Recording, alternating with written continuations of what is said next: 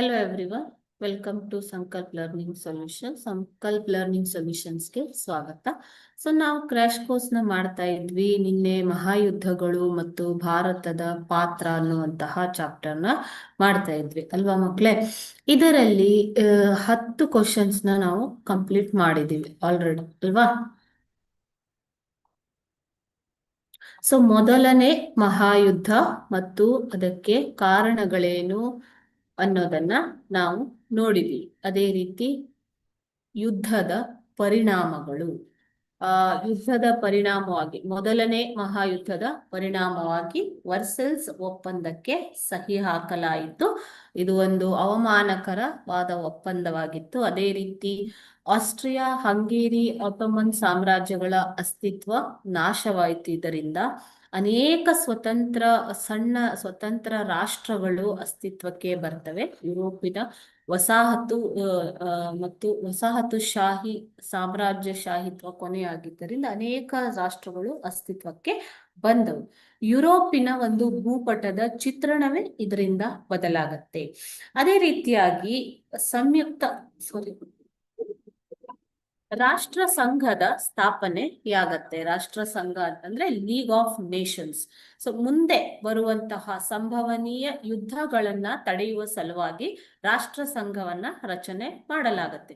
ಆದರೆ ಇದು ಕೂಡ ನಿಮ್ಗೆ ಗೊತ್ತಿದೆ, ನೆಕ್ಸ್ಟ್ 2ನೇ ಮಹಾಯುದ್ಧ ಶುರುವಾಗತ್ತೆ. ರಾಷ್ಟ್ರ ಸಂಘ ಇಲ್ಲಿ ವಿಫಲವಾಯಿತು. ಅದರಿಂದಾಗಿ ಮತ್ತೆ ಬೇರೆ ಸಂಘವನ್ನ ಸ್ಥಾಪನೆ ಮಾಡ್ತಾರೆ. ಅದು ಮುಂದೆ ಬರುತ್ತೆ 2ನೇ ಮಹಾಯುದ್ಧದಲ್ಲಿ. ಓಕೆನಾ? ಅದೇ ರೀತಿ ಉಗ್ರ ರಾಷ್ಟ್ರೀಯತೆಯ ಬೆಳವಣಿಗೆಗೆ ಈ ಒಂದು ಮೊದಲ ಮಹಾಯುದ್ಧವು ಕಾರಣ ಆಗತ್ತೆ. ಓಕೆ, ಅನೇಕ ಸಾವು ನೋವುಗಳು ನಡೆದು ಮೊದಲ ಮಹಾಯುದ್ಧವು ಕೊನೆಯಾಯಿತು 1919ರ ವರ್ಸೆಲ್ಸ್ ಒಪ್ಪಂದದ ಮೂಲಕ. ಇಷ್ಟನ್ನ ನಾವು ನಿನ್ನೆ ನೋಡಿದ್ವಿ ಅಲ್ವಾ? ಈಗ 11ನೇ ಪ್ರಶ್ನೆ, 2ನೇ ಮಹಾಯುದ್ಧಕ್ಕೆ ಕಾರಣಗಳು ಮತ್ತು ಪರಿಣಾಮಗಳನ್ನ ತಿಳಿಸಿ. 2ನೇ ಮಹಾಯುದ್ಧ 1939ರಿಂದ 1945ರವರೆಗೆ ನಡೆಯಿತು. ಓಕೆ, ಸೊ ಈ ಯುದ್ಧಕ್ಕೆ ಕಾರಣಗಳು ಅಂತಂದ್ರೆ ಮೊದಲನೆಯದಾಗಿ ಮೊದಲ ಮಹಾಯುದ್ಧದಲ್ಲಿ ನಡೆದಂತಹ ಸೋಲು ಮತ್ತು ಒಪ್ಪಂದಗಳು. ಓಕೆ, ಅವಮಾನಕರವಾದಂತಹ ಒಪ್ಪಂದಗಳು ಈ ಒಂದು 2ನೇ ಮಹಾಯುದ್ಧಕ್ಕೆ ಕಾರಣವಾಗುತ್ತೆ. ಅನೇಕ ಸಾವು ನೋವುಗಳು ನಡೆದು ಮೊದಲ ಮಹಾಯುದ್ಧ ಕೊನೆಗೊಂಡಿದ್ದನ್ನ ನೀವು ನೋಡಿದಿರಿ. ಯುರೋಪಿನಲ್ಲಿ ಈಗ ಮೊದಲ ಮಹಾಯುದ್ಧದ ಪರಿಣಾಮವಾಗಿ ಯುರೋಪಿನಲ್ಲಿ ಉಗ್ರವಾದ ರಾಷ್ಟ್ರೀಯತೆಯ ಒಂದು ಬೆಳವಣಿಗೆ ಆಯ್ತು ಅಲ್ವಾ? ಸೊ ಈ ಉಗ್ರ ರಾಷ್ಟ್ರೀಯತೆಯಿಂದ ಏನೇನು ಪರಿಣಾಮಗಳಾಗತ್ತೆ ಅನ್ನೋದನ್ನ ನಿನ್ನೆ ಕ್ಲಾಸ್ ಅಲ್ಲಿ ನೀವು ನೋಡಿದೀರ ಅಲ್ವಾ ಮಕ್ಕಳೇ? ಸೊ ಬೇರೆ ಒಂದು ಜನಾಂಗವನ್ನ ಕೀಳಾಗಿ ಕಾಣುವಂಥದ್ದು, ಸುಪೀರಿಯಾರಿಟಿ ಅಂತ ಹೇಳ್ತೀವಿ. ತಮ್ಮ ಜನಾಂಗದ ಶ್ರೇಷ್ಠತೆಯನ್ನ ಸಾರುವಂಥದ್ದು. ಸೊ ಇವೆಲ್ಲವೂ ಕೂಡ ಈ 2ನೇ ಮಹಾಯುದ್ಧಕ್ಕೆ ಕಾರಣಗಳಾಗ್ತವೆ.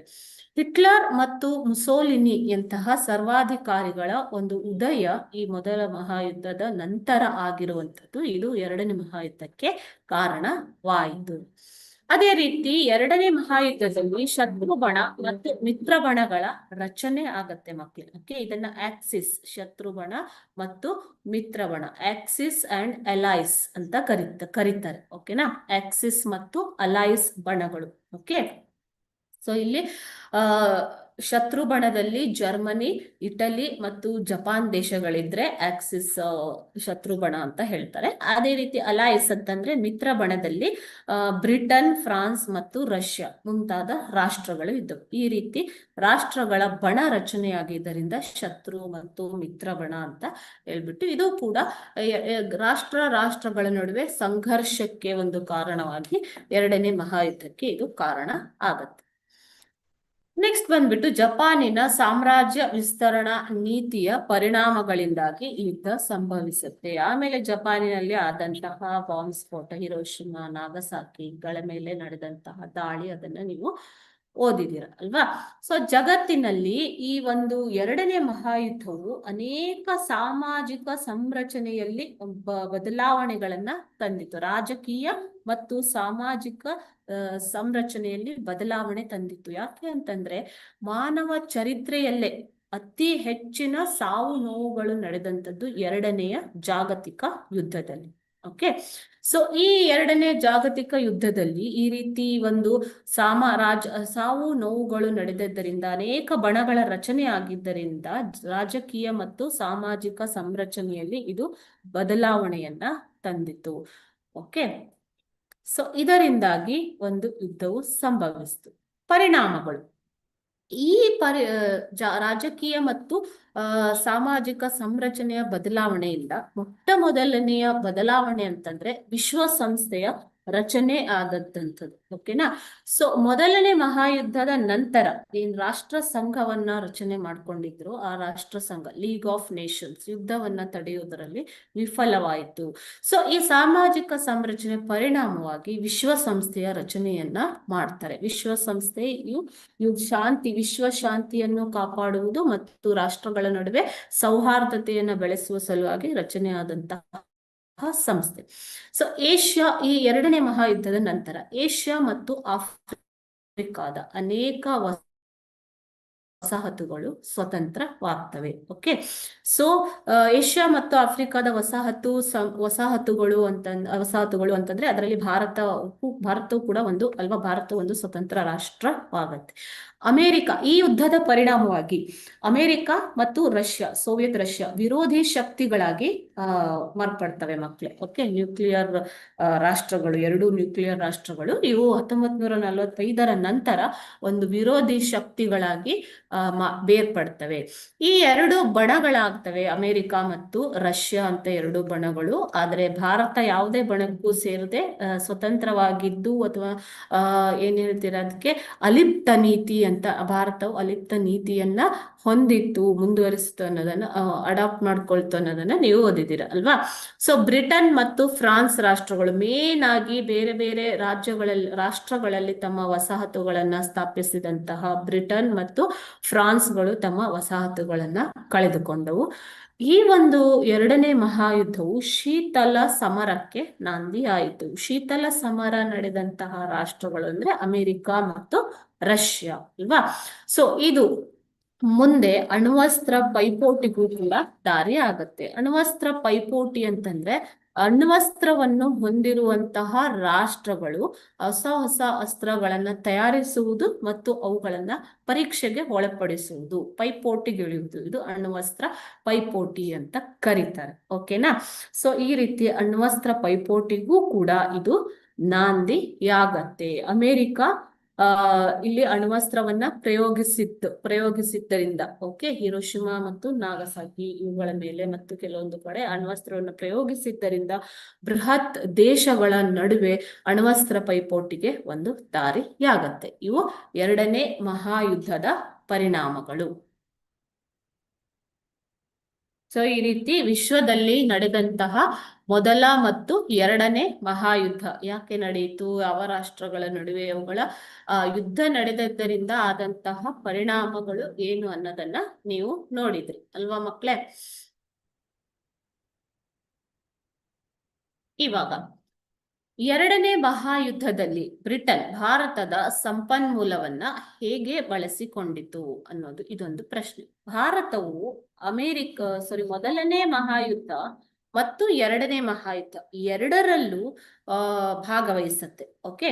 ಸೊ ಭಾರತದ ಸಹಾಯವಿಲ್ಲದೆ ಭಾರತೀಯ ಸೇನೆಯ ಸಹಾಯವಿಲ್ಲದೆ ಬ್ರಿಟನ್ ಯಾವುದೇ ಯುದ್ಧವನ್ನ ಗೆಲ್ಲೋದಿಕ್ಕೆ ಆಗ್ತಾ ಇರ್ಲಿಲ್ಲ ಅನ್ನುವಂಥದ್ದು ಒಂದು. ಓಕೆನಾ. ಸೊ ಇಲ್ಲಿ ಭಾರತೀಯ ಸೈನಿಕರ ದಾಖಲೆಗಳು, ಮಿಲಿಟರಿ ರೆಕಾರ್ಡ್ಸ್ ಮತ್ತು ರಣಭೂಮಿಯಲ್ಲಿ ನಡೆದಂತಹ ಯುದ್ಧದ ವರದಿಗಳು ಇದನ್ನ ಸಾಬೀತುಪಡಿಸಿವೆ.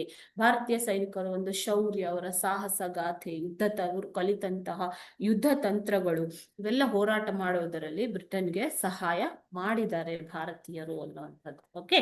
ಸೊ ಇಲ್ಲಿ ಪ್ರಶ್ನೆ ಕೇಳಿರೋದು, ಎರಡನೇ ಮಹಾಯುದ್ಧದಲ್ಲಿ ಹೇಗೆ ಬ್ರಿಟನ್ ಭಾರತದ ಸಂಪನ್ಮೂಲವನ್ನ ಬಳಸಿಕೊಂಡಿತು.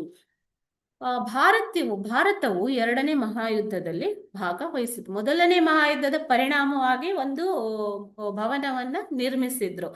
ಹೈದರಾಬಾದ್, ಮೈಸೂರು, ಜೋಧ್ಪುರ್ ಲ್ಯಾನ್ಸರ್ಗಳು ಭಾಗವಹಿಸಿದ್ದರಿಂದ ಮತ್ತು ಬ್ರಿಟನ್ಗೆ ಸಹಾಯ ಮಾಡಿದ್ದರಿಂದ ತೀನ್ಮೂರ್ತಿ ಭವನವನ್ನ ಅವರ ಸ್ಮಾರಕವಾಗಿ ನಿರ್ಮಿಸಿದ್ದನ್ನ ನೀವು ನಿನ್ನೆ ನೋಡಿದ್ದೀರ ಅಲ್ವಾ. ಸೊ ತೀನ್ಮೂರ್ತಿ ಭವನ ಎಲ್ಲಿ ಸ್ಥಾಪಿಸಿದ್ರು, ಏಕೆ ಸ್ಥಾಪಿಸಿದ್ರು ಅನ್ನುವಂಥದ್ದು.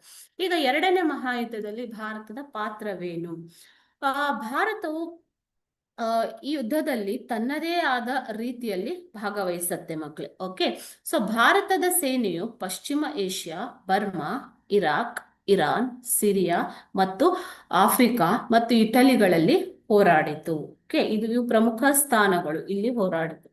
ಅದೇ ರೀತಿ ಭಾರತವು ಪಶ್ಚಿಮದಲ್ಲಿ ಜರ್ಮನಿ ಹಾಗೂ ಜಪಾನ್ಗೆ ಯುದ್ಧ ವಿಭಜನಾ ರೇಖೆಯಾಗಿ, ಓಕೆ, ಜರ್ಮನಿ ಹಾಗೂ ಜಪಾನ್ಗೆ ಯುದ್ಧ ವಿಭಜನಾ ರೇಖೆಯಾಗಿ ಪರಿಣಮಿಸುತ್ತೆ. ಓಕೆನಾ.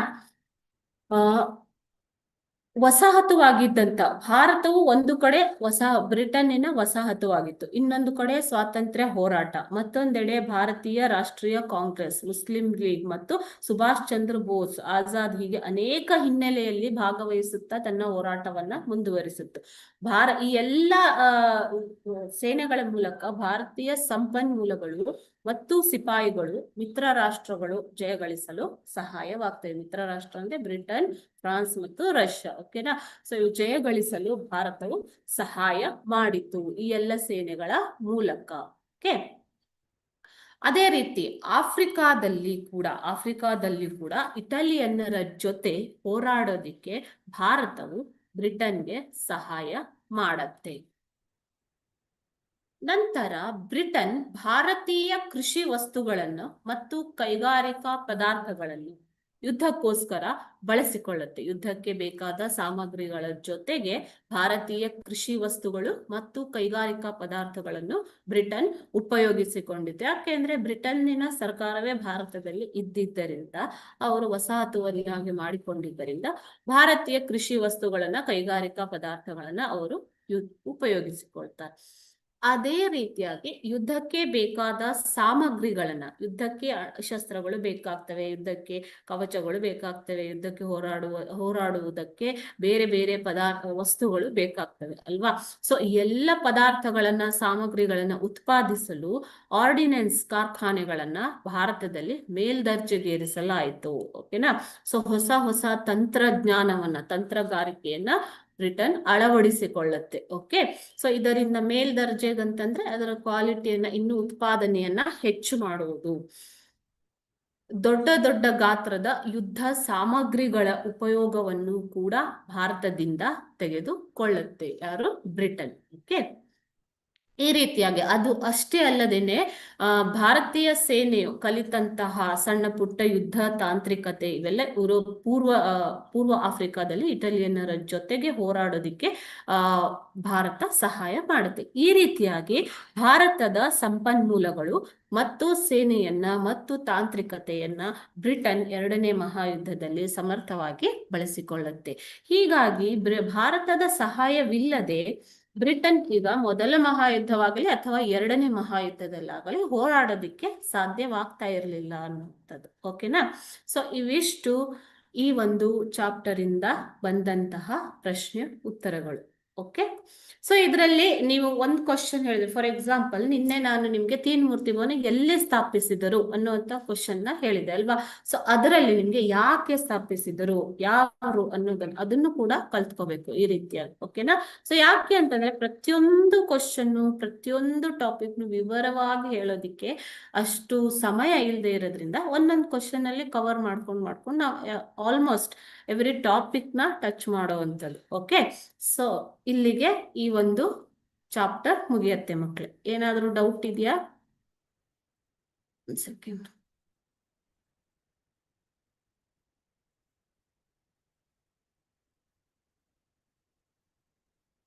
ಡೌಟ್ ಏನಾದ್ರೂ ಇದೆಯಾ? Next ಚಾಪ್ಟರ್ಗೆ ಹೋಗ್ಬೋದಾ?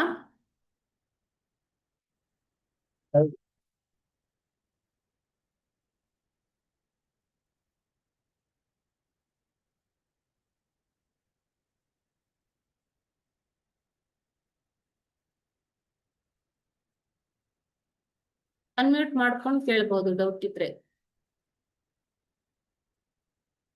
Okay, so I assume ಅಂದ್ರೆ ಏನ್ ಡೌಟ್ ಇಲ್ಲ ಅಂತ ಅನ್ಕೋತೀನಿ. ಚೆನ್ನಾಗಿ ಓದ್ಕೊಳ್ಳಿ ಪಾಠನ. ಇಷ್ಟು ಮೊದಲ ಮಹಾಯುದ್ಧ, ಎರಡನೇ ಮಹಾಯುದ್ಧ, ಕಾರಣಗಳು, ಪರಿಣಾಮಗಳು ಮತ್ತು ತೀನ್ಮೂರ್ತಿ ಭವನ, ಅದರ ಜೊತೆಗೆ ನಿಮ್ಗೆ ಯುದ್ಧದಲ್ಲಿ ಭಾರತದ ಪಾತ್ರ, ಇದನ್ನ ನೀಟಾಗಿ ಓದ್ಕೊಳ್ಳಿ. ಓಕೆ, ಸೊ ಇವಾಗ ನೆಕ್ಸ್ಟ್ ಚಾಪ್ಟರ್ಗೆ ಹೋಗೋಣ.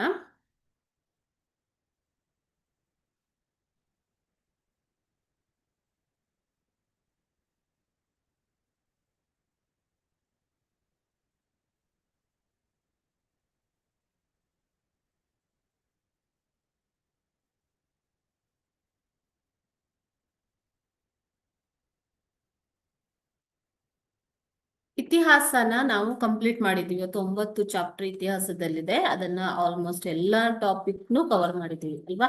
ಸೊ ಇವಾಗ ರಾಜ್ಯಶಾಸ್ತ್ರದಲ್ಲಿ ಸಾರ್ವಜನಿಕ ಆಡಳಿತ ಒಂದು ಪರಿಚಯ. ಸಾರ್ವಜನಿಕ ಆಡಳಿತ ಅಂತಂದ್ರೆ ಪಬ್ಲಿಕ್ ಅಡ್ಮಿನಿಸ್ಟ್ರೇಷನ್ ಅಂತ ಹೇಳ್ತೀವಿ. ಸರ್ಕಾರವು ಹೇಗೆ ಆಡಳಿತ ನಡೆಸುತ್ತೆ, ರಾಜ್ಯ ಸರ್ಕಾರ ಮತ್ತು ಕೇಂದ್ರ ಸರ್ಕಾರ ಜೊತೆಗೆ ಸ್ಥಳೀಯ ಸಂಸ್ಥೆಗಳು. ಓಕೆ, ಸೊ ಈ ಆಡಳಿತಕ್ಕೆ ಸಂಬಂಧಪಟ್ಟ ಒಂದು ಯೂನಿಟ್ ಇದು ಮಕ್ಳೇ. ಓಕೆನಾ. ಸೊ ಇದರಲ್ಲಿ ಫಲಿತಾಂಶಗಳು ನೀವೇನೇನ್ ಕಲ್ತಿದ್ದೀರಾ, ಆಲ್ರೆಡಿ ನೀವು ಕಲ್ತಿದ್ದೀರಲ್ವಾ, ಏನೇನ್ ಕಲ್ತಿದ್ದೀರಾ ಅನ್ನುವಂಥದ್ದು. ಮೊದಲನೇದಾಗಿ ಸಾರ್ವಜನಿಕ ಆಡಳಿತ ಎಂದರೇನು ಅನ್ನುವಂಥ ಅದರ ಅರ್ಥವನ್ನ ಗ್ರಹಿಸುವುದು. ಎರಡನೇದಾಗಿ ಸಾರ್ವಜನಿಕ ಆಡಳಿತದ ಪ್ರಾಮುಖ್ಯತೆಯನ್ನ ಅರಿಯುವುದು. ಪ್ರಾಮುಖ್ಯತೆಯನ್ನ ಅರಿಯುವುದು. ಮೂರನೇದಾಗಿ ಸಾರ್ವಜನಿಕ ಆಡಳಿತದ ವ್ಯಾಪ್ತಿ, ಸ್ಕೋಪ್, ಅದರ ಒಂದು ವ್ಯಾಪ್ತಿ ಎಷ್ಟಿದೆ, ಇಂಪಾರ್ಟೆನ್ಸ್ ಎಷ್ಟಿದೆ ಅನ್ನೋದನ್ನ ಅರಿಯುವುದು. ಸ್ಕೋಪ್ ಅಂತಂದ್ರೆ ಎಲ್ಲೆಲ್ಲಿ ಅದನ್ನ ಉಪಯೋಗಿಸ್ತಾರೆ ಅನ್ನೋದನ್ನ ಅರಿಯೋದು. ಮಹತ್ವ ಅಂತಂದ್ರೆ ಅದು ಎಷ್ಟು ಪ್ರಾಮುಖ್ಯತೆಯನ್ನ ಪಡೆದಿದೆ. ಸ್ಕೋಪ್ ಅಂತಂದ್ರೆ ವಿಸ್ತಾರ, ವ್ಯಾಪ್ತಿ ಅಂದ್ರೆ ವಿಸ್ತಾರ ಅಂತ ಹೇಳ್ತೀವಿ. ಓಕೆ, ಸೊ ಅದೇ ರೀತಿ ಸಾರ್ವಜನಿಕ ಆಡಳಿತದಲ್ಲೇ ಬರುವಂತಹ ನೇಮಕಾತಿಯ ಅರ್ಥವನ್ನ ಗ್ರಹಿಸಿ ನೇಮಕಾತಿಯ ಬೇರೆ ಬೇರೆ ವಿಧಾನಗಳ ನಡುವೆ ವ್ಯತ್ಯಾಸವನ್ನ ತಿಳಿಯುವಂಥದ್ದು. ನೆಕ್ಸ್ಟ್ ಒನ್, ಕೇಂದ್ರ ಲೋಕಸೇವಾ ಆಯೋಗ ಮತ್ತು ಕರ್ನಾಟಕ ಲೋಕಸೇವಾ ಆಯೋಗ, ಇದರ ರಚನೆ ಮತ್ತು ಕಾರ್ಯಗಳನ್ನ ತಿಳಿಯುವುದು. ಅದೇ ರೀತಿ ಕೇಂದ್ರ ಗೃಹ ಮಂತ್ರಾಲಯದ ಸಶಸ್ತ್ರ ಸೈನಿಕ ಪಡೆಗಳನ್ನ ಪಟ್ಟಿ ಮಾಡುವುದು. ಯಾವ್ಯಾವ ಸಶಸ್ತ್ರ ಸೈನಿಕ ಪಡೆಗಳಿವೆ, ಮೀಸಲು ಪಡೆಗಳು, ಈ ರೀತಿ ಬೇರೆ ಬೇರೆ ಸೈನಿಕ ಪಡೆಗಳು ಇದ್ದಾವೆ, ಅವುಗಳನ್ನ ಪಟ್ಟಿ ಮಾಡುವುದು. ಇದಿಷ್ಟು ನೀವು ಈ ಪಾಠದಲ್ಲಿ ಕಲಿತಿರುವಂಥದ್ದು. ಓಕೆನಾ. ಸೊ ಇದರಲ್ಲಿ ಅಂಕಗಳ ಹಂಚಿಕೆಯ ವಿವರ ಅಂತಂದ್ರೆ ನಿಮ್ಗೆ ಇಲ್ಲಿ 2 ಅಂಕದ ಒಂದು ಪ್ರಶ್ನೆಯನ್ನ ಕೇಳ್ತಾರೆ. ಒಟ್ಟು 1 ಪ್ರಶ್ನೆ ಬರುತ್ತೆ. ಒಟ್ಟು ಅಂಕಗಳು ಈ ಪಾಠದಿಂದ ಬರುವಂಥದ್ದು 2 ಅಂತ ಹೇಳ್ಬೋದು. ಓಕೆ, ಇವಾಗ ಸ್ಟಾರ್ಟ್ ಮಾಡೋಣ. ಮೊದಲನೇ ಪ್ರಶ್ನೆ, ಸಾರ್ವಜನಿಕ ಆಡಳಿತದ ಪಿತಾಮಹ ಯಾರು ಅಂತ ಕೇಳಿದ್ದಾರೆ. ಆಪ್ಷನ್ಸ್ ನೋಡಿ. Option A Woodrow Wilson, option B Pfiffner, option C Luther Gulick ಮತ್ತು ಆಪ್ಷನ್ ಡಿ ಅಲೆಕ್ಸಾಂಡರ್ ಹ್ಯಾಮಿಲ್ಟನ್. ಸಾರ್ವಜನಿಕ ಆಡಳಿತದ ಪಿತಾಮಹ ಯಾರು ಅಂತ ಕೇಳಿದ್ದಾರೆ. ಸರಿಯಾದ ಉತ್ತರ ಬಂದ್ಬಿಟ್ಟು ಆಪ್ಷನ್ ಎ ವುಡ್ರೋ ವಿಲ್ಸನ್. ಅಮೆರಿಕಾದ ಮಾಜಿ ಅಧ್ಯಕ್ಷರಾದಂತಹ ವುಡ್ರೋ ವಿಲ್ಸನ್ ರವರನ್ನ ಸಾರ್ವಜನಿಕ ಆಡಳಿತದ ಪಿತಾಮಹ ಅಂತ ಕರಿತೀವಿ ಮಕ್ಕಳೇ. ಅವರು ಸಾರ್ವಜನಿಕ ಆಡಳಿತದ ಪಿತಾಮಹ. ಇಲ್ಲಿ ಅಲೆಕ್ಸಾಂಡರ್ ಹ್ಯಾಮಿಲ್ಟನ್ ರವರು ಮೊದಲ ಬಾರಿಗೆ 1812ರಲ್ಲಿ ಸಾರ್ವಜನಿಕ ಆಡಳಿತ ಅನ್ನುವಂತಹ ಪದವನ್ನ ಉಪಯೋಗಿಸಿದ್ರು. ಪ್ರಥಮ ಬಾರಿಗೆ ಸಾರ್ವಜನಿಕ ಆಡಳಿತ ಎನ್ನುವಂತಹ ಪದವನ್ನ ಪ್ರಯೋಗಿಸಿದವರು ಅಲೆಕ್ಸಾಂಡರ್ ಹ್ಯಾಮಿಲ್ಟನ್ ಅವರು. 1812ರಲ್ಲೇ ಮೊದಲ ಬಾರಿಗೆ ಈ ಒಂದು ಪದವನ್ನ ಬಳಸಿದ್ರು. ಅದರ ನಂತರ ಹಲವಾರು ಚಿಂತಕರು ಸಾರ್ವಜನಿಕ ಆಡಳಿತವನ್ನು ತಮ್ಮದೇ ಆದ ರೀತಿಯಲ್ಲಿ ಪ್ರಯೋಗಿಸ್ತಾ ವ್ಯಾಖ್ಯಾನಿಸ್ತಾ ಬಂದಿದ್ದಾರೆ. ಅದರಲ್ಲಿ ವುಡ್ರೋ ವಿಲ್ಸನ್ ಇರ್ಬೋದು, ಪಿಫ್ನರ್ ಇರ್ಬೋದು, ಲೂಥರ್ ಗುಲಿಕ್ ಇರ್ಬೋದು, ಎಫ್.ಎಂ. ಮಾರ್ಕ್ಸ್ ರವರು ಇರ್ಬೋದು. ಈ ರೀತಿ ಬೇರೆ ಬೇರೆ ಸಂಶೋಧಕರು, ಚಿಂತಕರು ಸಾರ್ವಜನಿಕ ಆಡಳಿತವನ್ನ ತಮ್ಮದೇ ಆದ ರೀತಿಯಲ್ಲಿ ವ್ಯಾಖ್ಯಾನಿಸ್ತಾರೆ. ಆದ್ರೆ ಮೊದಲು ಈ ಪದವನ್ನ ಬಳಸಿದವರು ಅಲೆಕ್ಸಾಂಡರ್ ಹ್ಯಾಮಿಲ್ಟನ್ ರವರು. ಸಾರ್ವಜನಿಕ ಆಡಳಿತದ ಪಿತಾಮಹ ವುಡ್ರೋ ವಿಲ್ಸನ್. ಇಲ್ಲಿ 2 ಕ್ವಶನ್ ಬರ್ಬೋದು. ಓಕೆನಾ. ಸೊ 2 ಇನ್ಫಾರ್ಮೇಶನ್ ಹೇಳಿದ್ದೀನಿ ನಿಮ್ಗೆ. ಓಕೆ, ನೆಕ್ಸ್ಟ್ ಪೋಸ್ಟ್ ಕಾರ್ಬ್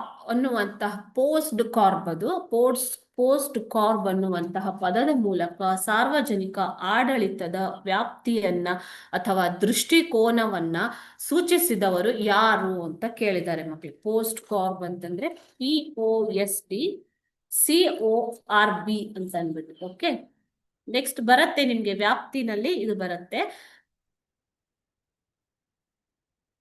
ಓಕೆನಾ. ಪೋಸ್ಟ್ ಕಾರ್ಬ್ ಈ ಪದದ ಮೂಲಕ ಸಾರ್ವಜನಿಕ ಆಡಳಿತದ ವ್ಯಾಪ್ತಿಯನ್ನು ಸೂಚಿಸಿದವರು ಯಾರು ಅಂತ ಕೇಳಿದ್ದಾರೆ. ಆಪ್ಷನ್ಸ್ ನೋಡಿ. Option A LD White, option B Luther Gulick, option C Herbert A Simon ಮತ್ತು ಆಪ್ಷನ್ ಡಿ ಗ್ಲೆನ್ ಸ್ಟಾಲ್. ಈ ಸಾರ್ವಜನಿಕ ಆಡಳಿತದಲ್ಲಿ POSDCORB POSDCORB planning, organising, staffing, directing, controlling, coordinating and reporting, budgeting. Okay, so ಇಷ್ಟು ಒಂದು ಈ ಆಡಳಿತದ ವ್ಯಾಪ್ತಿ ಬರುವಂತದ್ದು. ಇದನ್ನ ಕೊಟ್ಟವರು, ಈ ಒಂದು ಸಿದ್ಧಾಂತವನ್ನ ಕೊಟ್ಟವರು ಲೂಥರ್ ಗುಲಿಕ್ ರವರು. ಆಪ್ಷನ್ ಬಿ ಲೂಥರ್ ಗುಲಿಕ್ ಸರಿಯಾದ ಉತ್ತರ. ಇದನ್ನು ಕೇಳಿದ್ರು ಕೇಳಬಹುದು. ಓಕೆನಾ? ನೆಕ್ಸ್ಟ್ ಮೂರನೇ ಪ್ರಶ್ನೆ, ಕೇಂದ್ರ ಲೋಕಸೇವಾ ಆಯೋಗ ಅಥವಾ ಕರ್ನಾಟಕ ಲೋಕಸೇವಾ ಆಯೋಗ, ರಾಜ್ಯ ಲೋಕಸೇವಾ ಆಯೋಗ ಅಂತ ಇಟ್ಕೊಳ್ಳಿ. ಓಕೆನಾ? ಇದರ ಸ್ಥಾಪನೆಯ ಕುರಿತು ತಿಳಿಸುವಂತಹ ಸಂವಿಧಾನದ ವಿಧಿ ಯಾವುದು ಅಂತ ಕೇಳಿದ್ದಾರೆ ಮಕ್ಕಳು. ಓಕೆ, ಸೊ ಈ ಸಂವಿಧಾನದ ಒಂದು ವಿಧಿಯ ಪ್ರಕಾರ ಕೇಂದ್ರ ಲೋಕಸೇವಾ ಆಯೋಗ ಅಥವಾ ರಾಜ್ಯ ಲೋಕಸೇವಾ ಆಯೋಗವನ್ನ ಸ್ಥಾಪನೆ ಮಾಡಲಾಗಿದೆ. ಇದರ ಕೆಲಸ ನೇಮಕಾತಿ, ಬೇರೆ ಬೇರೆ ಹುದ್ದೆಗಳಿಗೆ ಪರೀಕ್ಷೆಗಳನ್ನ ನಡೆಸಿ ನೇಮಕಾತಿಯನ್ನ ಮಾಡುವಂಥದ್ದು. ಸೊ ಯಾವ ಒಂದು ವಿಧಿಯ ಪ್ರಕಾರ ಈ ಕೇಂದ್ರ ಲೋಕಸೇವಾ ಆಯೋಗ ಅಥವಾ ಕರ್ನಾಟಕ ಲೋಕಸೇವಾ ಆಯೋಗನ ಸ್ಥಾಪಿಸಲಾಗಿದೆ? ಆಪ್ಷನ್ಸ್ ನೋಡಿ. ಆಪ್ಷನ್ ಎ 315ನೇ ವಿಧಿ, ಆಪ್ಷನ್ ಬಿ 316ನೇ ವಿಧಿ, ಆಪ್ಷನ್ ಸಿ 320ನೇ ವಿಧಿ ಮತ್ತು ಆಪ್ಷನ್ ಡಿ 356ನೇ ವಿಧಿ. ಸೊ ಯಾವ ವಿಧಿಯ ಪ್ರಕಾರ ಕೇಂದ್ರ ಅಥವಾ ರಾಜ್ಯ ಲೋಕಸೇವಾ ಆಯೋಗವನ್ನ ಸ್ಥಾಪಿಸಲಾಗಿದೆ? ಸರಿಯಾದ ಉತ್ತರ ಬಂದ್ಬಿಟ್ಟು ಆಪ್ಷನ್ ಎ 315ನೇ ವಿಧಿ. ಈ ಸಂವಿಧಾನದ 315ನೇ ವಿಧಿಯು ಕೇಂದ್ರ ಲೋಕಸೇವಾ ಆಯೋಗ ಮತ್ತು ಕರ್ನಾಟಕ ಲೋಕಸೇವಾ ಆಯೋಗದ ಸ್ಥಾಪನೆಯ ಬಗ್ಗೆ ತಿಳಿಸಿಕೊಡುತ್ತೆ. ಓಕೆನಾ? 320ನೇ ವಿಧಿಯು ಅದರ ಕಾರ್ಯಗಳು ಯಾವ್ಯಾವುದು ಅನ್ನೋದನ್ನ ತಿಳಿಸಿಕೊಡುವಂತದ್ದು ಮಕ್ಕಳಿಗೆ. ಓಕೆ, ಸೊ ಇಲ್ಲಿ ಕನ್ಫ್ಯೂಸ್ ಆಗ್ಬೇಡಿ. ಸೊ ಕಾರ್ಯ ತಿಳಿಸಿಕೊಡುವುದು 320ನೇ ವಿಧಿ. ಎರಡು ಇದೆ, ಕೇಂದ್ರ ಲೋಕಸೇವಾ ಆಯೋಗ ಅನ್ನುವಂತಹ ಚಾಪ್ಟರ್ ಅಲ್ಲಿ ನಿಮ್ಗೆ ಎರಡನ್ನು ಕೊಟ್ಟಿದ್ದಾರೆ.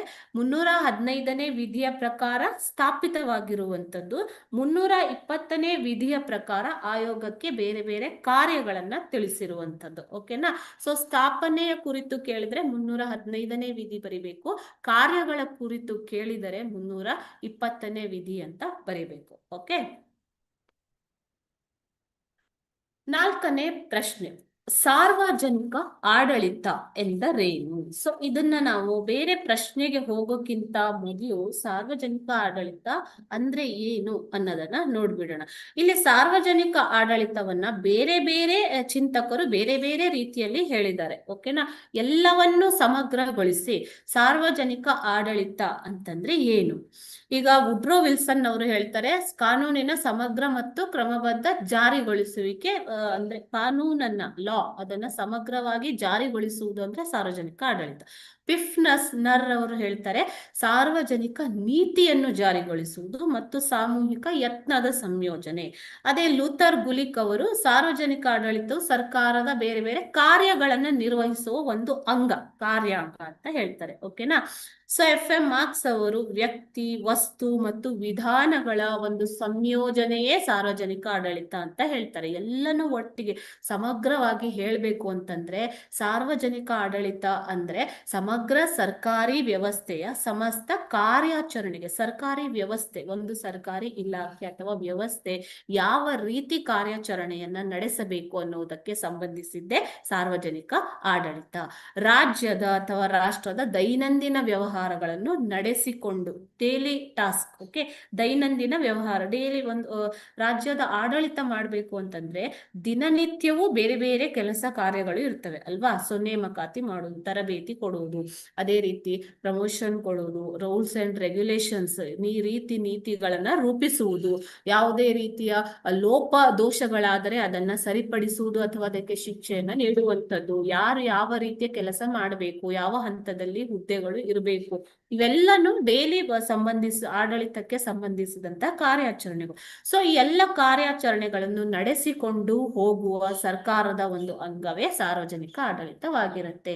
ಸೊ ಸರ್ಕಾರದ ಡೈಲಿ ಟಾಸ್ಕ್ ಅಂತಂದ್ರೆ ಜನಸಾಮಾನ್ಯರಿಗೆ ಬೇಕಾದ ಅಗತ್ಯತೆಗಳನ್ನ ಪೂರೈಸುವುದು, ಶಿಕ್ಷಣ, ಆಡಳಿತ ಮತ್ತು ಆರೋಗ್ಯ, ಅದೇ ರೀತಿ ರಕ್ಷಣೆಗೆ ಸಂಬಂಧಿಸಿದ್ದು ಸೌಲಭ್ಯಗಳನ್ನ, ಬೇರೆ ಬೇರೆ ರೀತಿಯ ಸೌಲಭ್ಯಗಳನ್ನ ಕೊಡುವಂಥದ್ದು, ಮಕ್ಕಳಿಗೆ ಮಹಿಳೆಯರಿಗೆ ಬೇಕಾಗುವ ಅಗತ್ಯ ಸೌಲಭ್ಯಗಳು ಎಲ್ಲಾನು ಸಮಗ್ರವಾಗಿ ಒಂದು ಸರ್ಕಾರ ನಡೆಸಿಕೊಂಡು ಹೋಗೋದಕ್ಕೆ ಯಾವ ಯಾವ ಕಾರ್ಯಗಳನ್ನ ನಡೆಸಬೇಕು, ದೈನಂದಿನ ವ್ಯವಹಾರಗಳನ್ನ ನಡೆಸಬೇಕು, ಆ ಎಲ್ಲ ವ್ಯವಹಾರಗಳನ್ನು ನಡೆಸಿಕೊಂಡು ಹೋಗುವ ಸರ್ಕಾರದ ಒಂದು ಅಂಗವೇ ಸಾರ್ವಜನಿಕ ಆಡಳಿತ, ಪಬ್ಲಿಕ್ ಅಡ್ಮಿನಿಸ್ಟ್ರೇಷನ್ ಅಂತ ಹೇಳ್ತಾರೆ. ಓಕೆ, ನೆಕ್ಸ್ಟ್ ವುಡ್ರೋ ವಿಲ್ಸನ್ ರವರ ಪ್ರಕಾರ ಸಾರ್ವಜನಿಕ ಆಡಳಿತ ಎಂದರೇನು? ಇಲ್ಲಿ ಬೇರೆ ಬೇರೆ ಆಥರ್ಸ್ ಬೇರೆ ಬೇರೆ ಕೊಟ್ಟಿದ್ದಾರೆ, ಬಟ್ ನಾನು ಒಂದೇ ಒಂದು ತಗೊಂಡಿರೋದು.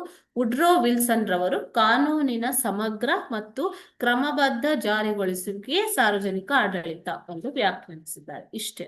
ಓಕೆನಾ?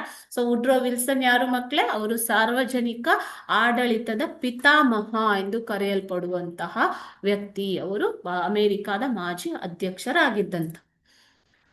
ಈಗ ಕೇಂದ್ರ ಲೋಕಸೇವಾ ಆಯೋಗದ ಅಧ್ಯಕ್ಷರು ಮತ್ತು ಸದಸ್ಯರನ್ನ ಯಾರು ನೇಮಿಸುತ್ತಾರೆ? ಕೇಂದ್ರ ಲೋಕಸೇವಾ ಆಯೋಗವು ಈಗಲೇ ನಿಮ್ಗೆ ಹೇಳಿದಾಗೆ ಸಂವಿಧಾನದ 315ನೇ ವಿಧಿಯ ಪ್ರಕಾರ ಸ್ಥಾಪಿತವಾಗಿರುವ ಸಂಸ್ಥೆ ಅಲ್ವಾ? ಸೊ ಇದರಲ್ಲಿ ಒಬ್ಬ ಅಧ್ಯಕ್ಷರು ಮತ್ತು 10 ಜನ ಸದಸ್ಯರಿರ್ತಾರೆ. ಸೆಕೆಂಡ್. ಈ ಒಂದು ಸಂಸ್ಥೆಯಲ್ಲಿ ಒಬ್ಬ ಅಧ್ಯಕ್ಷರು ಮತ್ತು 10 ಜನ ಸದಸ್ಯರಿರ್ತಾರೆ ಮಕ್ಕಳೇ. ಓಕೆನಾ? 10 ಜನ ಸದಸ್ಯರು. ಸೊ ಇವರನ್ನ 6 ವರ್ಷಗಳ ಅವಧಿಗೆ ಅಥವಾ 65 ವರ್ಷ ವಯೋಮಿತಿಯವರೆಗೆ ನೇಮಕ ಮಾಡಲಾಗತ್ತೆ. ಸೊ ಎಲ್ಲಿಯವರೆಗೆ? 6 ವರ್ಷಗಳ ಅವಧಿಗೆ ಅಥವಾ 60 ವರ್ಷಗಳ ವಯೋಮಿತಿಯವರೆಗೆ. ಓಕೆನಾ? ಅವರನ್ನ ನೇಮಕ ಮಾಡಲಾಗತ್ತೆ. ಯಾವುದು ಮೊದಲು ಬರುತ್ತೋ ಅಲ್ಲಿ ಅವರ ಸದಸ್ಯತ್ವ ಮುಗಿಯಿತು ಅಂತ ಅರ್ಥ. 65 ವರ್ಷ ಆದ್ಮೇಲೆ ಅಥವಾ 6 ವರ್ಷ ಸೇವಾವಧಿ ಮುಗಿದ ಮೇಲೆ. ಸೊ ಇವರನ್ನ ಯಾರು ನೇಮಕ ಮಾಡ್ತಾರೆ? ರಾಷ್ಟ್ರಾಧ್ಯಕ್ಷರು, ರಾಷ್ಟ್ರಪತಿಗಳು ನೇಮಕ ಮಾಡ್ತಾರೆ. ಅದೇ ರೀತಿ ಒಂದು ದುರ್ನಡತೆ ಅಥವಾ ಅಸಮರ್ಥತೆ ಸಾಬೀತಾದರೆ, ದುರ್ನಡತೆ ಅಂತಂದ್ರೆ ಸರಿಯಾದ ಬಿಹೇವಿಯರ್ ಇಲ್ಲ ಅಂತಂದ್ರೆ, ಅದೇ ರೀತಿ ಅವರ ಒಂದು ಅಸಮರ್ಥತೆ, ಆ ಒಂದು ಹುದ್ದೆಯನ್ನ ನಿರ್ವಹಿಸುವುದಕ್ಕೆ ಸಮರ್ಥರಾಗಿಲ್ಲ ಅನ್ನುವುದು ಸಾಬೀತಾದರೆ ರಾಷ್ಟ್ರಾಧ್ಯಕ್ಷರು ಅವರನ್ನ ವಜಾ ಕೂಡ ಮಾಡಬಹುದು. ಈ ರೀತಿಯಾಗಿ ಕೇಂದ್ರ ಲೋಕಸೇವಾ ಆಯೋಗದ ಅಧ್ಯಕ್ಷರು ಮತ್ತು ಸದಸ್ಯರನ್ನ ರಾಷ್ಟ್ರಪತಿಗಳು ನೇಮಕ ಮಾಡ್ತಾರೆ ಮತ್ತು ವಜಾ ಕೂಡ ಮಾಡ್ತಾರೆ. ಆ ಅಧಿಕಾರ ರಾಷ್ಟ್ರಪತಿಗಳಿಗೆ ಇರುತ್ತೆ. ಓಕೆ, ಸೊ ಇದಿಷ್ಟು ಶಾರ್ಟ್ ಆಗಿ ಕೇಂದ್ರ ಲೋಕಸೇವಾ ಆಯೋಗ ಎಂದರೇನು, ಹೇಗೆ ಎಲ್ಲಿ ಯಾವ ರೀತಿ ಸ್ಥಾಪಿತವಾಯಿತು, ಎಷ್ಟು ಜನ ಸದಸ್ಯರಿರ್ತಾರೆ, ಎಷ್ಟು ಅಧ್ಯಕ್ಷರಿರ್ತಾರೆ, ಯಾರು ನೇಮಕ ಮಾಡ್ತಾರೆ, ಯಾರು ಅವರನ್ನ ವಜಾ ಮಾಡ್ತಾರೆ, ಇದಿಷ್ಟು ನೆನ್ಪಿಟ್ಕೋಬೇಕು. ಓಕೆ, ಕಾರ್ಯನ ನೆಕ್ಸ್ಟ್ ಕ್ವಶನ್ ಅಲ್ಲಿ ನೋಡೋಣ. ಇದರ ಕೇಂದ್ರ ಕಚೇರಿ ಎಲ್ಲಿದೆ? ಕೇಂದ್ರ ಲೋಕಸೇವಾ ಆಯೋಗ, ಸೆಂಟ್ರಲ್. ಓಕೆನಾ? ಸೊ ಕೇಂದ್ರ ಲೋಕಸೇವಾ ಆಯೋಗದ ಕೇಂದ್ರ ಕಚೇರಿ ಯೂನಿಯನ್ ಪಬ್ಲಿಕ್ ಸರ್ವಿಸ್ ಕಮಿಷನ್ ಅಂತ ಹೇಳ್ತೀವಿ, ಕೇಂದ್ರ ಸರ್ಕಾರಕ್ಕೆ ಸಂಬಂಧಿಸಿದ. ಸೊ ಇದರ ಒಂದು ಮುಖ್ಯ ಕಚೇರಿ ದೆಹಲಿನ, ಭಾರತದ ರಾಜಧಾನಿ ದೆಹಲಿಯಲ್ಲಿದೆ. ಅದೇ ರೀತಿ ರಾಜ್ಯ ಲೋಕಸೇವಾ ಆಯೋಗ ಅಂತ ತಗೊಂಡ್ರೆ ಅದರ ಕಚೇರಿ ಎಲ್ಲಿರತ್ತೆ ಮಕ್ಕಳೇ? ಬೆಂಗಳೂರಿನಲ್ಲಿ ಇರತ್ತೆ. ಓಕೆನಾ? ಅದೇ ರೀತಿ ನೋಡಿ, ಕರ್ನಾಟಕ ರಾಜ್ಯ ಲೋಕಸೇವಾ ಆಯೋಗ, ಇದರ ಅಧ್ಯಕ್ಷರು ಮತ್ತು ಸದಸ್ಯರನ್ನ ಯಾರು ನೇಮಿಸ್ತಾರೆ ಅಂತ ಕೇಳಿದ್ದಾರೆ. ಇದು ಕೂಡ 315ನೇ ವಿಧಿಯ ಪ್ರಕಾರ ಕರ್ನಾಟಕ ಲೋಕಸೇವಾ ಆಯೋಗವು ಸ್ಥಾಪಿತವಾಗುತ್ತೆ. ಓಕೆ, ಸೊ ಮೇ 18, 1951ರಂದು ಸ್ಥಾಪಿತವಾದ ಸಂಸ್ಥೆ ಇದು. ಎಸ್, ಮೇ 18, 1951ರಂದು ಸ್ಥಾಪಿತವಾದಂತಹ ಸಂಸ್ಥೆ ಕರ್ನಾಟಕ ರಾಜ್ಯ ಲೋಕಸೇವಾ ಆಯೋಗ. ಸಂವಿಧಾನ 315ನೇ ವಿಧಿಯ ಪ್ರಕಾರ ಇಲ್ಲಿ ಈ ಸದಸ್ಯರು, ಆಯೋಗದ ಅಧ್ಯಕ್ಷರು ಒಬ್ಬರಿರ್ತಾರೆ ಮತ್ತು ಒಬ್ಬ ಅಧ್ಯಕ್ಷ ಮತ್ತು 15 ಜನ ಸದಸ್ಯರು ಇರ್ತಾರೆ ಇದರಲ್ಲಿ. ಓಕೆನಾ? 15 ಜನ ಸದಸ್ಯರು ಇರ್ತಾರೆ. ಇವರನ್ನ ರಾಜ್ಯಪಾಲರು, ಕೇಂದ್ರ ಲೋಕಸೇವಾ ಆಯೋಗದಲ್ಲಿ ರಾಷ್ಟ್ರಪತಿಗಳು ನೇಮಕ ಮಾಡಿದ್ರೆ, ರಾಜ್ಯ ಲೋಕಸೇವಾ ಆಯೋಗದಲ್ಲಿ ಯಾರು? ರಾಜ್ಯಪಾಲರು ನೇಮಕ ಮಾಡ್ತಾರೆ. ಸೊ ಇವರ ಅಧಿಕಾರಾವಧಿ ಕೂಡ 6 ವರ್ಷ ಅಥವಾ 62 ವರ್ಷದ ವಯೋಮಿತಿ. ಅಲ್ಲಿ ಕೇಂದ್ರ ಲೋಕಸೇವಾ ಆಯೋಗದಲ್ಲಿ 65, ರಾಜ್ಯ ಲೋಕಸೇವಾ ಆಯೋಗದಲ್ಲಿ 62ನೇ ವಯಸ್ಸಿನವರೆಗೆ ಅವರ ಒಂದು ಸೇವೆಯ ಅವಧಿ. ಓಕೆ, ಸಾರ್ವಜನಿಕ ಆಡಳಿತವು ಸಾಮಾಜಿಕ ಭದ್ರತೆಯನ್ನ ದೃಢಪಡಿಸುತ್ತದೆ. ಈ ಹೇಳಿಕೆಯನ್ನ ಸಮರ್ಥಿಸಿ ಅಂತ ಕೇಳಿದ್ದಾರೆ. ಸಮಾಜವು ವಿವಿಧ ಆರ್ಥಿಕ ಮತ್ತು ಸಾಮಾಜಿಕ ವರ್ಗದವರನ್ನ ಒಳಗೊಂಡಿದೆ. ಆರ್ಥಿಕವಾಗಿ ಪ್ರಬಲರು, ಆರ್ಥಿಕವಾಗಿ ದುರ್ಬಲರು ಇರ್ಬೋದು, ಬಡವರು, ಶ್ರೀಮಂತರು, ಈ ರೀತಿ ಬೇರೆ ಬೇರೆ ವರ್ಗದವರನ್ನ. ಅದೇ ರೀತಿ ಸಮಾಜದ ದುರ್ಬಲ ವರ್ಗದವರು ಅಂದ್ರೆ ಅಂಗವಿಕಲರು, ಮಹಿಳೆಯರು, ಮಕ್ಕಳು, ಬಡವರ ಕ್ಷೇಮಾಭಿವೃದ್ಧಿಯು ರಾಜ್ಯ ಮತ್ತು ಕೇಂದ್ರ ಸರ್ಕಾರದಂತಹ ರಾಜ್ಯಾಡಳಿತ ಸಂಸ್ಥೆಗಳ ಜವಾಬ್ದಾರಿಯಾಗಿದೆ. ಬಡವರು, ಹಿರಿಯ ನಾಗರಿಕರು, ಮಹಿಳೆಯರು, ಮಕ್ಕಳು, ದಿವ್ಯಾಂಗರು, ಅನಾಥರು ಮತ್ತು ನಿರ್ಗತಿಕರಂತಹ ಅನೇಕ ಜನರಿಗೆ ಸರ್ಕಾರದ ಆರ್ಥಿಕ ಮತ್ತು ಸಾಮಾಜಿಕ ನೀತಿಗಳೇ ಸಾಮಾಜಿಕ ಭದ್ರತಾ ನೀತಿಗಳಾಗಿದೆ. ನಾನು ಆಗ್ಲೇ ಹೇಳಿರೋ ಪ್ರಕಾರ ಇದು ಸರ್ಕಾರದ ಕರ್ತವ್ಯ. ಮಹಿಳೆಯರು, ಮಕ್ಕಳು, ದಿವ್ಯಾಂಗರು, ಅನಾಥರು, ನಿರ್ಗತಿಕರು, ದುರ್ಬಲರು, ಬಡವರು ಎಲ್ಲರನ್ನ ರಕ್ಷಣೆ ಮಾಡುವುದು, ಅವರಿಗೆ ಬೇಕಾದಂತಹ ಸೌಲಭ್ಯಗಳನ್ನ ಒದಗಿಸುವುದು. ಸೊ ಇವರೆಲ್ಲರಿಗೂ ಸರ್ಕಾರದ ಆರ್ಥಿಕ ಮತ್ತು ಸಾಮಾಜಿಕ ನೀತಿಗಳೇ ಸಾಮಾಜಿಕ ಭದ್ರತಾ ನೀತಿಗಳಾಗಿವೆ. ಈ ರೀತಿಯಾಗಿ ಸಾರ್ವಜನಿಕ ಆಡಳಿತವು ದೇಶದ ಅಥವಾ ರಾಜ್ಯದ ಪ್ರತಿಯೊಂದು ವರ್ಗದ ಜನರಿಗೋಸ್ಕರ ನೀತಿಗಳನ್ನ ಕರಾರುವಕ್ಕಾಗಿ ಅನುಷ್ಠಾನಗೊಳಿಸಿ ಸಾಮಾಜಿಕ ಭದ್ರತೆಯನ್ನ ನೀಡುತ್ತದೆ. ಓಕೆನಾ? ಸೊ ಇದಿಷ್ಟನ್ನು ನೀವು ಪಾಯಿಂಟ್ಸ್ ಅನ್ನ ಇನ್ಕ್ಲೂಡ್ ಮಾಡ್ಕೋಬೇಕು. ಓಕೆ, ಸೊ ಇವಾಗ ನಾಳೆ ಕ್ಲಾಸಲ್ಲಿ ನಾವು ಸಾರ್ವಜನಿಕ ಆಡಳಿತದ ವ್ಯಾಪ್ತಿ ಏನು, ಅದರ ಪ್ರಾಮುಖ್ಯತೆ ಏನು, ಅದೇ ರೀತಿ ಬೇರೆ ಬೇರೆ ರಕ್ಷಣಾ ಪಡೆಗಳು, ಸಶಸ್ತ್ರ ಪಡೆಗಳು ಯಾವ್ಯಾವ್ದಿದೆ, ಇಂಪಾರ್ಟೆಂಟ್ ಕ್ವಶನ್ಸ್ ಅದು. ಒಂದು ಸಶಸ್ತ್ರ ಪಡೆಗಳು ಮತ್ತು ಸಾರ್ವಜನಿಕ ಆಡಳಿತದ ವ್ಯಾಪ್ತಿ, ಈ ಒಂದು ಕ್ವಶನ್ಸ್ ನೋಡ್ಬಿಟ್ಟು ನೆಕ್ಸ್ಟ್ ಚಾಪ್ಟರ್ ಹೋಗೋಣ. ಓಕೆನಾ? ಏನಾದ್ರೂ ಡೌಟ್ ಇದೆಯಾ ಮಕ್ಕಳೇ? ಅನ್ಮ್ಯೂಟ್. ಓಕೆ, ಸೊ ಏನಾದ್ರೂ ಕೇಳೋದಿದ್ಯಾ?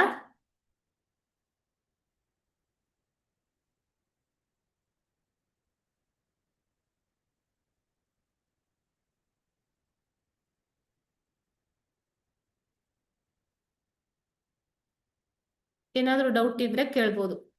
ಒಂದ್ ನಿಮಿಷ ಟೈಮ್ ಇದೆ.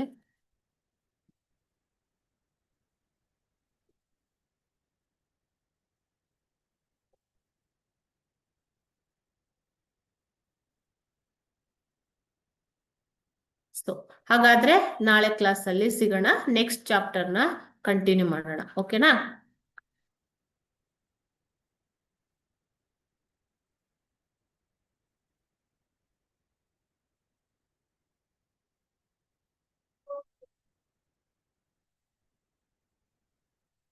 Thank you everyone. ಎಲ್ರಿಗೂ ಧನ್ಯವಾದ.